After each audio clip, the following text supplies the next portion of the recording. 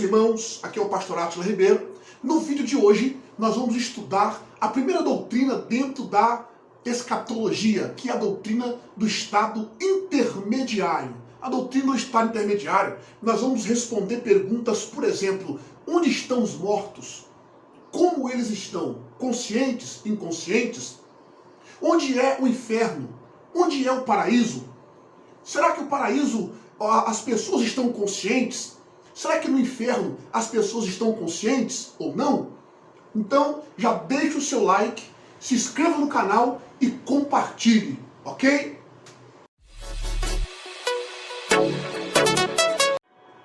Meus queridos irmãos, como eu estava dizendo, no vídeo de hoje nós vamos estudar a doutrina do estado intermediário da alma. O que é o estado intermediário da alma, pastor Átila? Na definição do Dr. Marcus Tuller, que é um grande especialista no assunto, ele diz, olha, o estado intermediário é um lugar fixo onde as almas e os espíritos dos mortos aguardam a ressurreição de seus corpos. É um modo de existir entre a morte física e a ressurreição do corpo. Essa é a definição de estado intermediário. Entre a morte física e a ressurreição do corpo, ali fica o estado intermediário. Ou seja, como estão os mortos agora, onde eles estão. Isso aí é a definição de estado intermediário, basicamente falando. Dentro da Bíblia, existem 4 tipos de morte, ok? Existe a morte espiritual. Todos nós estávamos mortos nos nossos delitos e pecados. Isso está em Efésios capítulo 2, do verso 1 ao verso 6. Também João capítulo 5, verso 24, vai tratar da morte espiritual. A morte espiritual, apesar de não ser algo bom, ainda há esperança mediante ao arrependimento. A pessoa se arrepende e ele sai da morte espiritual para a vida, ok? Segunda morte, a morte moral. A morte moral está ligada ao mundo moral. É quando não vivemos mais os padrões morais estabelecidos pela Bíblia. Lembra? Em Gênesis capítulo 20, verso 3, o texto vai dizer, em Gênesis capítulo 20, e o verso de número 3, que Abraão vai estar perante o rei do Egito, Abimeleque, ele vai estar lá, e Deus vai dizer assim, quando ele tenta tomar Sara, esposa de Abraão, porque ele havia pensado que ela era ela era irmã de Abraão. Olha o que Deus vai dizer para ele. Deus, porém, veio a Abimeleque em sonhos de noite e disse-lhe, eis que morto és, por causa da mulher que tomaste, porque ela está casada com o marido. Morto és, ou seja, você está morto. Morto moralmente, porque ele estava aí querendo possuir a mulher de Abraão. Em 1 Timóteo, capítulo 5, verso de número 5 e 6, olha o que é que Paulo vai dizer a Timóteo a respeito de algumas mulheres. Ora, a que é verdadeiramente viúva e desamparada, espera em Deus e persevera de noite e de dia em rogos e orações. Mas a que vive em deleites, vivendo, está morta. Ou seja, é a morte moral. Muitos estão vivos diante dos homens, mas mortos diante de Deus. Isso é a morte moral, porque não vive mais os padrões morais estabelecidos pela Bíblia. Isso está em Apocalipse capítulo 3, verso 1. Lembra que Jesus disse a respeito da igreja de Sardes, tens nome de que vives, mas está morto. Quantos não se encontram assim? É a morte moral. Terceira morte, a morte eterna. Teologicamente, essa morte eterna é chamada de segunda morte. Isso está em Apocalipse capítulo 2, verso 11, capítulo 20, verso 6, chamada de segunda morte. É uma separação eterna de Deus. Irmãos, ainda em vida, alguém pode contrair essa morte. Quando, pastor? Quando zomba ou blasfema contra o Espírito Santo. Isso está em Marcos capítulo 3 e o verso de número 29. Vamos a esse texto? Marcos capítulo 3 e o verso de número 29. Olha o que Cristo disse. Qualquer, porém, que blasfemar contra o Espírito Santo nunca obterá perdão, mas será réu do eterno juízo. Essa é a morte eterna. Quantos não andam blasfemando do Espírito Santo, zombando? Essa é a morte eterna. Mas o que nós vamos tratar no estado intermediário é o quarto tipo de morte, que é a morte física. O que é a morte física? De acordo com a definição de morte física dada pela medicina, é a cessação do processo vital de um organismo vivo. Ou seja, na Bíblia é a separação da alma e do corpo, ou seja, da parte material e da parte espiritual do homem. Espírito, alma, parte material, e corpo, parte material do homem. É esse tipo de morte que nós vamos estar estudando no estado intermediário. Nós sabemos que todos os justos e injustos que já não estão entre nós, mas eles estão aguardando o dia da ressurreição em lugar intermediário. Porém, nesse momento, uns estão atormentados, no caso dos ímpios, que estão no inferno. Outros estão sendo consolados, no caso dos justos. Ambos estão em estados diferentes, em regiões diferentes e também em épocas diferentes. Eles vão ressuscitar, ok? Então observe bem essa diferença. A morte não é o fim da nossa esperança, porque nós temos a certeza bíblica de que quando Cristo voltar, os que morreram em Cristo vão ressuscitar. Isso está em 1 Tessalonicenses capítulo 4 e o verso de número 16. Queridos, alguns têm desenvolvido a teoria do sono da alma.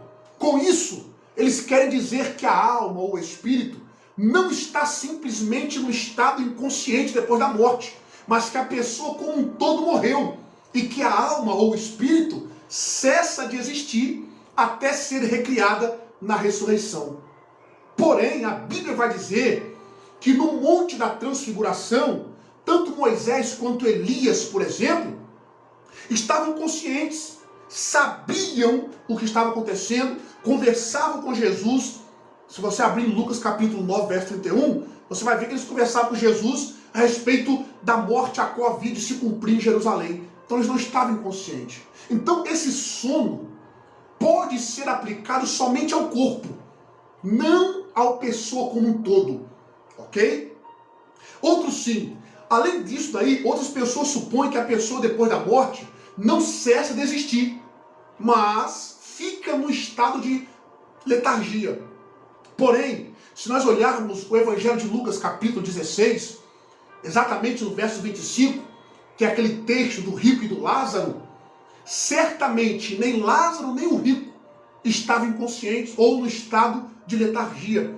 Eles sabiam o que estava acontecendo. E o texto diz que Lázaro estava sendo consolado. Aí alguns vão dizer bem assim, mas esse texto é uma parábola. Em primeiro lugar, não é parábola, porque Jesus não cita nomes de pessoas nas suas parábolas. Aqui ele cita. Outros sim. Existe um papiro chamado P75, que é a cópia mais primitiva de Lucas e de João. O P75, ele data mais ou menos do ano 175 depois de Cristo ao ano 225. Nesse papiro P75, ele aparece o nome do rico. O nome do rico nesse papiro é Onomatineues. A tradição daquele tempo era chamar o rico de Nineues, ou seja, não é uma parábola, é um texto real, é um fato que Jesus está contando, ok? Agora, uma pergunta: onde fica o inferno e o paraíso? Nós vamos ver que, por exemplo, Provérbios capítulo 15, verso 24, está escrito: para o sábio, o caminho da vida é para cima, para que ele se desvie do inferno, Sheol, que está embaixo. Porque a cosmologia hebraica, nós temos que, é de suma importância conhecer o conceito cosmológico do povo hebreu, quando nós vamos tratar de eventos escatológicos que tratam realidades celestiais em terminologias da realidade física que nós conhecemos. Então eles tinham uma noção desse tipo. Agora, antes do Calvário, nós temos o Sheol ou Hades. O que é a palavra Sheol? Sheol em hebraico e Hades no grego. É o mundo subterrâneo ou o lugar dos mortos. Antes de Jesus morrer na cruz do Calvário e ressuscitar, o Hades e o Sheol, o Sheol e o Hades, e o seio de Abraão, que é para onde iam os justos, isso está retratado no texto do rico e do Lázaro, em Lucas capítulo 16, do verso 19 em diante. Retrata ali. Ambos estavam na mesma região, separados somente por um abismo. Embaixo estava o lago de fogo, chamamos de Guena, ok? Então, antes da cruz, o seio de Abraão e o Hades, que é o inferno, estavam no mesmo lugar. Se você ler a sua Bíblia no Novo Testamento, nós vamos encontrar 3 palavras à luz do grego que foram traduzidas como inferno. Por exemplo, se você abrir Evangelho de Lucas, capítulo 16, e o verso de número 23, olha o que vai estar escrito. Evangelho de Lucas, capítulo 16, verso 23. E no inferno ergueu os olhos estando em tormentos, e viu ao longe Abraão e Lázaro no seu seio. Essa palavra inferno aí, no grego é Hades, ou Hades, a pronúncia aportuguesada. Inferno. Olha uma outra palavra, isso está em Lucas capítulo 12, verso de número 5. Olha o que está escrito lá, em Lucas 12, verso 5. Mas eu vos mostrarei a quem deveis temer. Temei aquele que depois de matar tem poder para lançar no inferno. Sim, vos digo, a esse temei. Essa palavra inferno aí é Guena, diferente da palavra usada em Lucas 16, 23. Quer ver uma outra expressão traduzida como inferno também? Segunda carta de Pedro, capítulo 2, e o verso de número 4. Olha o que está escrito lá na segunda carta de Pedro, capítulo 2, verso 4. Porque se Deus não perdoou os anjos que pecaram, mas havendo-os lançado no inferno, os entregou às cadeias da escuridão, ficando reservados para o juízo. Essa expressão aí é diferente de Lucas 16, 23, que é Hades, ou Hades. É diferente de Lucas 12, verso 5, que lá traduz como Guena. Essa expressão aqui é Tartaros. No texto está Tartarossas, ou Tartarossas, que vem de Tártaro, ok? Então, qual é a diferença, pastor Átila, dessas 3 palavras? Hades é o lugar dos mortos, onde as almas dos mortos estão em tormentos, esperando julgamento. Tártaro é o nome de um lugar de punição divina inferior ao Hades, onde alguns anjos estão caídos, estão presos, ok? E Guena, a palavra Guena dá a ideia de Vale de Rinom, que é uma ravina ao sul de Jerusalém. Figurativamente falando, é um lugar de fogo para a punição dos ímpios, ou inferno, a tradução como inferno. Mas ela é um pouco para baixo do Tártaro, ok? Nós chamamos o Guena de o Lago de Fogo. Então, antes do Calvário, o paraíso, ou seio de Abraão, ele vai ficar do lado do Hades. Se você vê aí, à luz da Bíblia, a Bíblia diz que o Lázaro viu Abraão, o rico viu a Lázaro e Abraão no seu seio. Então ficava no mesmo lugar, ok? Agora, o importante saber, a pergunta que não quer calar, pastor Átila, será que o inferno é espiritualmente falando? Veja bem, o inferno é algo físico, onde Deus pode colocar tanto a alma quanto o corpo. Veja bem, em Mateus capítulo 10, verso 28, olha bem o que está escrito. Olha bem o que está escrito em Mateus capítulo 10, verso de número 28. Antes que eu te explique onde é essas 3 visões do inferno, no Tártaro e o Guena, te explico. Mateus 10, 28. E não temais os que matam o corpo e não podem matar a alma. Antes temei aquele que pode fazer perecer no inferno a alma e o corpo. Viu aí? No inferno, a alma e o corpo. Olha o que está escrito em Lucas capítulo 12, verso de número 4 e verso de número 5. Olha o que está escrito. Digam-vos, amigos meus, não temais os que matam o corpo e depois não tem mais nada o que fazer. Eu vos mostrarei a quem deveis temer. Temer aquele que depois de matar o corpo tem poder para lançar no inferno. Sim, vos digo, a esse temei. Observou aí? Em Apocalipse capítulo 19 e o verso de número 20, olha o que está escrito. Apocalipse 19, verso 20. E a besta foi presa e com ela o falso profeta, que diante dela fizeram sinais com que enganou os que receberam o sinal da besta. E adoraram sua imagem. E estes dois foram lançados vivos no ardente lago de fogo e de enxofre. Entendeu aí? Mais um texto para comprovar minha fala. Capítulo 20 de Apocalipse, versos do 1 ao 3. E vi descer do céu um anjo que tinha a chave do abismo e uma grande cadeia na sua mão. Ele prendeu o dragão, a antiga serpente, que é o diabo e Satanás, e amarrou por 1000 anos, e lançou no abismo, e ali encerrou, e pôs selo sobre ele, para que mais não enganasse as nações, até que os 1000 anos se acabassem. Depois importa que seja solto por um pouco de tempo. Observaram aí? Agora, pastor Átila, onde é o inferno? O inferno é o mundo inferior, dentro da terra.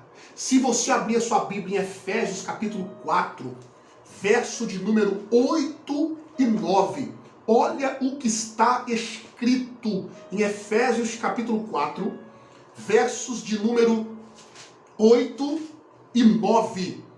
Pelo que diz, subindo ao alto, levou o cativo o cativeiro e deu dons aos homens. Ora isto, ele subiu, que esse não que também antes tinha descido as partes mais baixas da terra. Essa expressão, a Efésios capítulo 4, verso 9, à luz do grego, essa expressão, as partes mais baixas da terra, é katotera meretesges. Katotera meretesges é as partes mais baixas do que a terra. Muitos creem que essa expressão tesges, katotera meretesges, o tesges ali, é um genitivo comparativo. Muitos creem dessa forma. O genitivo comparativo no grego dá a ideia de comparação de partes mais baixas do que a terra. As partes mais baixas do que a terra. Se nós lermos Isaías capítulo 40, verso 22, nós vamos ver que a terra é redonda. Essa expressão usada em Isaías aí, capítulo 40, verso 22, é o círculo da terra. No hebraico é Huk Haaretz, que é globo da terra, algo que tem a forma de um círculo, jogando por terra aí a teoria da terra plana. A terra é redonda. Jesus vai dizer em Lucas capítulo 12, verso 40, que ele foi com João, fazendo uma comparação, que ele foi até o seio da terra. Capítulo 12 de Mateus e o verso 40, olha o que o nosso Cristo vai dizer. Mateus capítulo 12 e o verso de número 40. Pois como Jonas esteve 3 dias e 3 noites no ventre da baleia, assim estará o Filho do Homem 3 dias e 3 noites no seio da terra. Essa palavra seio da terra aí, no grego é entecardias tesges. Entescardia tesges é no meio da terra. Tem um cardia ali, é a tradução do hebraico de lev. Esse texto no hebraico é belev hadamah. Belev hadamah é no meio da terra. Nós vamos ver isso daí, essa palavra usada, leve, sendo usada em Êxodo capítulo 15, verso 8, no hebraico. Em Deuteronômio capítulo 4, verso 11, vai descrever o meio, ou seja, o meio do texto, que Jesus está dizendo que vai, é a parte mais baixa da terra, onde Cristo vai levar cativo o cativeiro.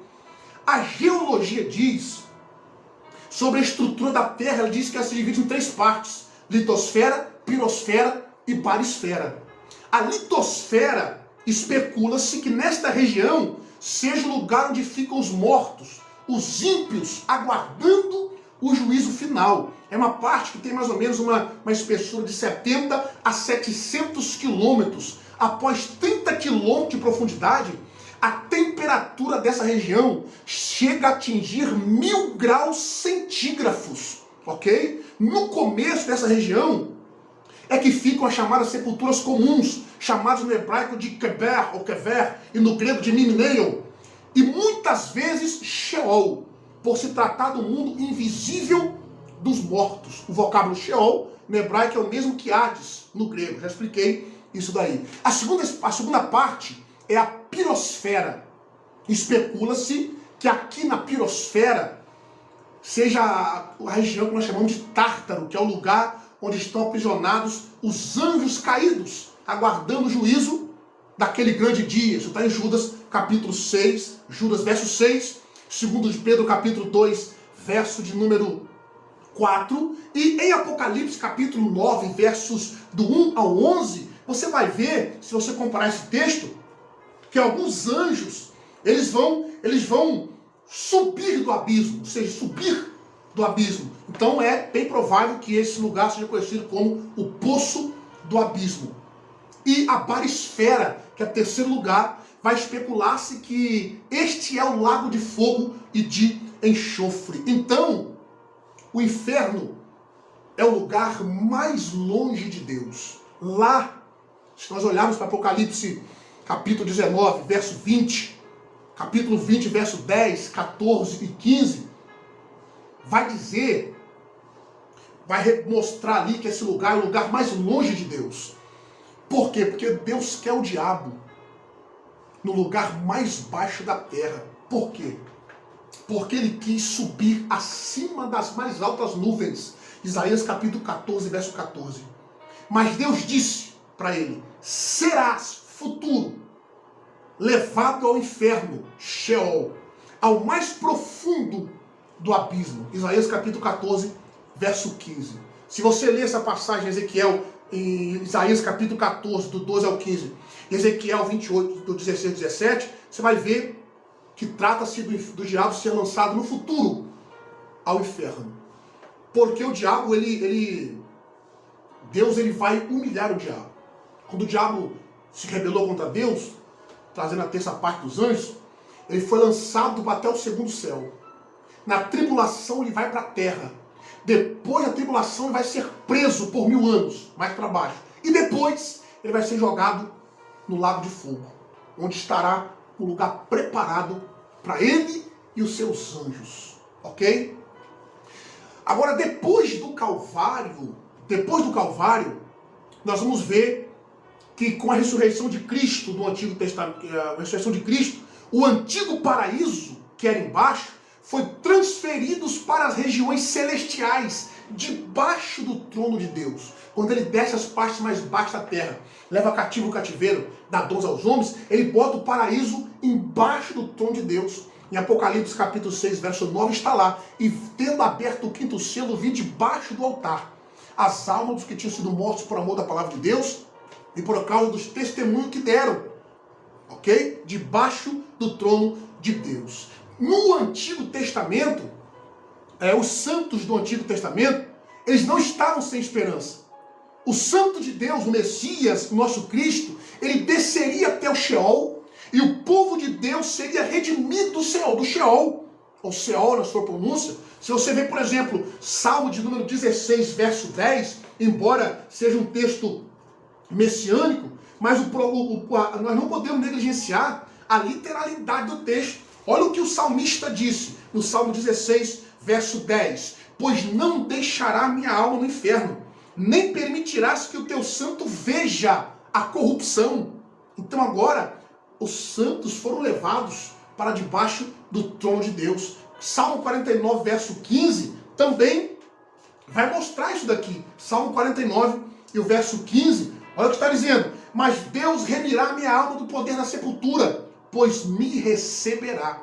Essa profecia se cumpriu quando Cristo, após sua morte, desce ao mundo inferior e liberta do Sheol os santos do Antigo Testamento, levando eles consigo para o paraíso celestial.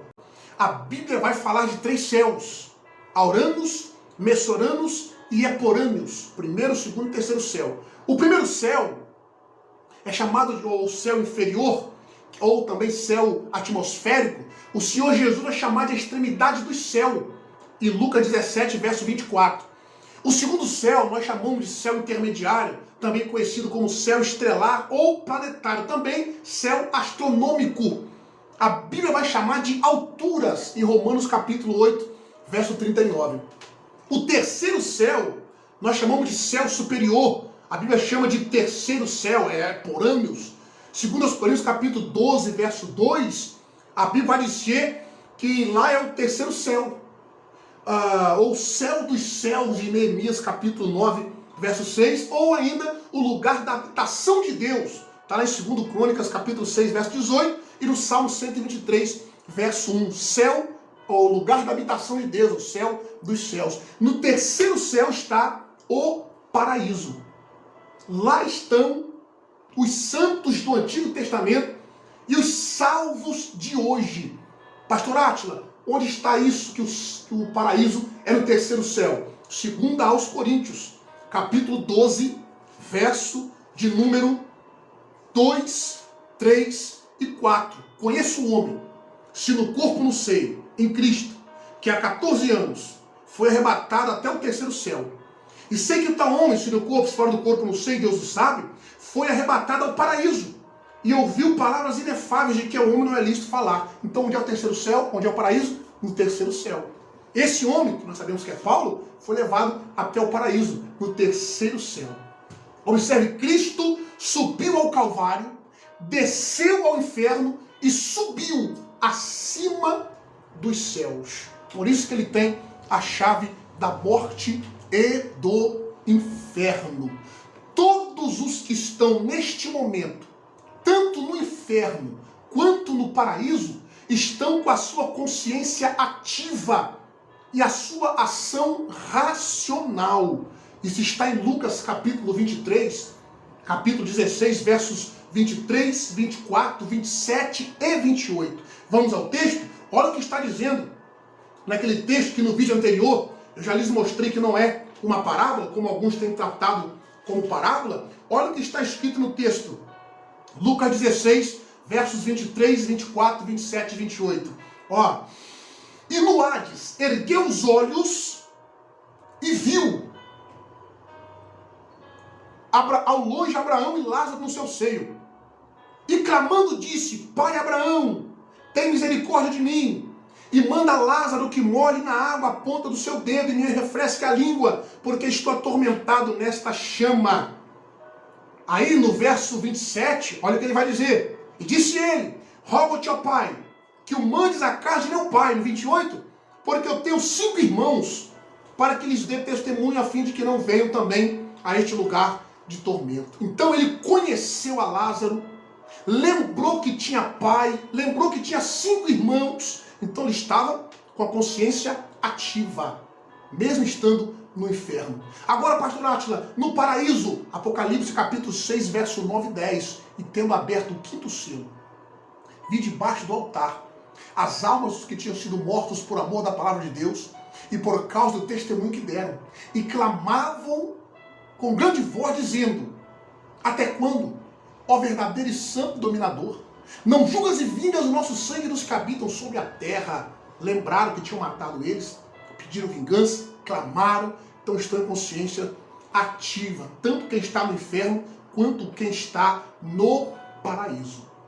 A expressão bíblica dormir no Senhor, por exemplo, 1 Coríntios capítulo 15, verso 6, 1 Tessalonicenses capítulo 4, verso 13, não se refere a uma forma de dormir inconsciente, mas repouso e descanso, e é aplicado somente ao corpo. Por exemplo, Mateus capítulo de número 22, verso de número 32. Ó, eu sou o Deus de Abraão, o Deus de Isaac, o Deus de Jacó. Deus não é Deus dos mortos, mas dos vivos. 1 Tessalonicenses capítulo 5, verso 10, olha o que está escrito em 1 Tessalonicenses capítulo 5, verso de número 10. Nós vamos ver que essa expressão não tem nada a ver com alguns estão ensinando do sono da alma. Ó, que morreu por nós para que vigiemos, quer durmamos vivamos juntamente com ele. Durmamos ali como a gente morrer. Estaremos vivos diante dele, ok? Em Lucas capítulo 20, verso 38, olha bem o que está escrito, mostrando aí que a expressão dormir no Senhor é aplicada somente ao corpo. Capítulo 20, verso 38. Ora, Deus não é Deus de mortos, mas de vivos, porque para eles todos vivem. Lembra quando os saduceus chegaram para Jesus e fizeram a pergunta sobre a ressurreição dos mortos? Jesus disse: erreis por não conhecer as Escrituras e nem o poder de Deus. Aí ele cita esse texto. Então essa expressão dormir no Senhor não é para a nossa alma. Agora uma pergunta, para a gente começar a concluir: teremos outra chance depois da morte?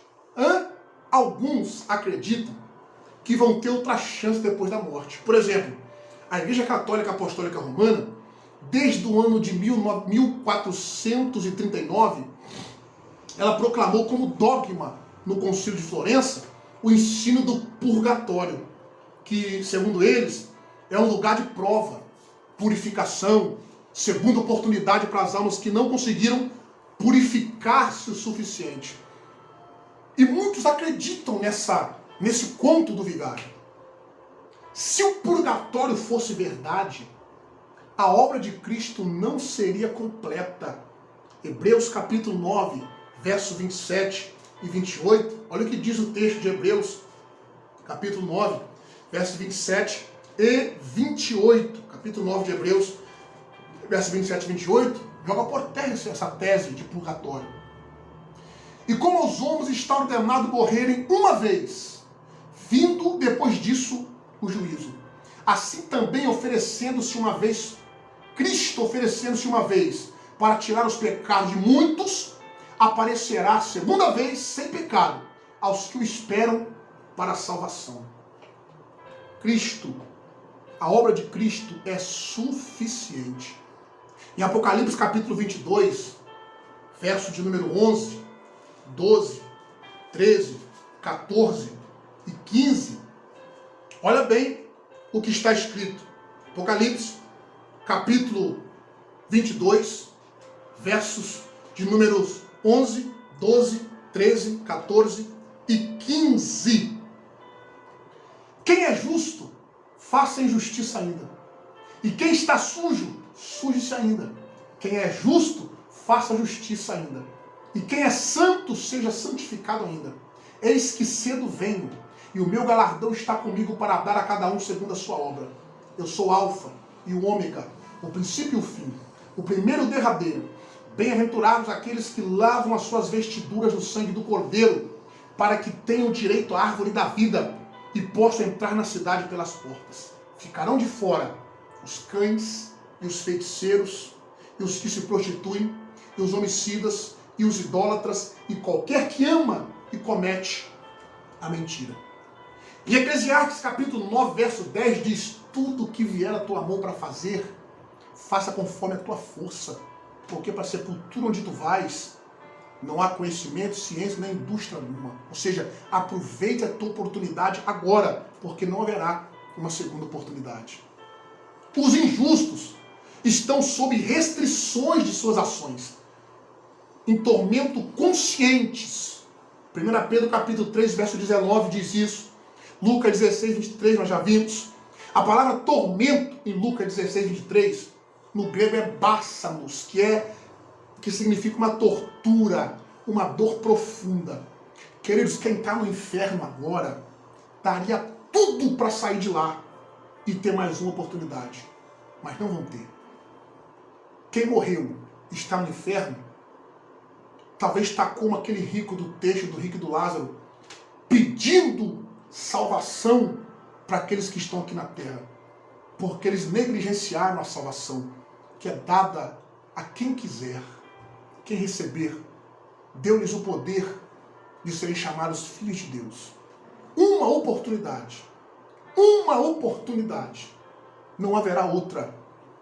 Existe um ditado que diz: tem 3 coisas que não voltam atrás: uma palavra proferida, uma flecha lançada e uma oportunidade perdida.